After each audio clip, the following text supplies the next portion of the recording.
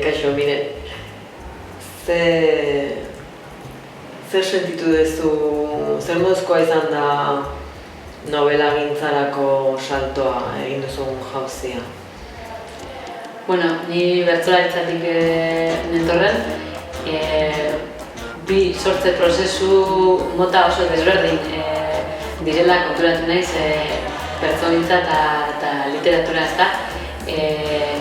Bertsogintzaren kasuan obra ekoizten dugun momentua eta ikusleekin partekatzen dugun momentua, momentu bera da, momentuko ekintza da. Orduan, esposizio mota horretara ohituta gaude. Egia da, bertsolariak ere baduela atzetik, ez? Etxeko lan asko, baina gero konpartituagoa da edo tartekatuagoa da, ez? Bakarrik zauden unea eta plazan zauden unea. Liburuarekin ostera, esperientzia guztiz bestelako izan da, ez? Bakarlan luze bat izan zen, lehenengo fasea, gero, ez? Konpartitu nuen lagun gutxi batzuekin, baina, sormen prozesuak ez du noski zerikusirik, eta esango nuke plazaratzeko orduan ere ez daukatela zerikusirik, ez? Lehen esan dut, bertsotan ekoizten dugun momentua eta partekatzen duguna berdina da, baina ez dugu gure obra defendatu da aurkeztu beharrik. Eta liburuarekin, hori egin beharrean aurkitu naiz eta pixkat ikasten. Eta zer dela eta aukeratu duzu emakume pasa bat, egin duzu emakume pasa bat zure liburuaren protagonista?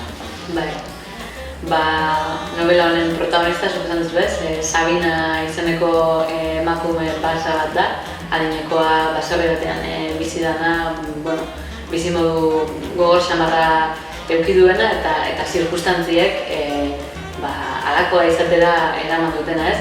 Ni neuen nahi baserritarra, baina bai baserri mundutik oso urrean bizi izan naizena, nire umetako iruditeria neure handi batean eszenario horrekin lotuta dago, eta eszenatoki horien barruan nik hainbat esperientzi dituen Sabinaren temperamentuaren modukoa duten andrekin, ez da, osokoekin, etxekoekin. Orduan esan nuen, hemen hauetatik, denetatik zerbait hartuta, behar bada egongo da sortzea figura bat identifikagarria izan daitekena beste irakurle batzuentzako ere. Figura horren bidez iruditzen zitzaidan gaur egun oso aktualak diren gai asko uki zitezkeela, bai zartzaroa, bai zaintza, bai bakardadea, bai botere harremanak. Orduan, pixkat hori guzti operatzen jarri eta hori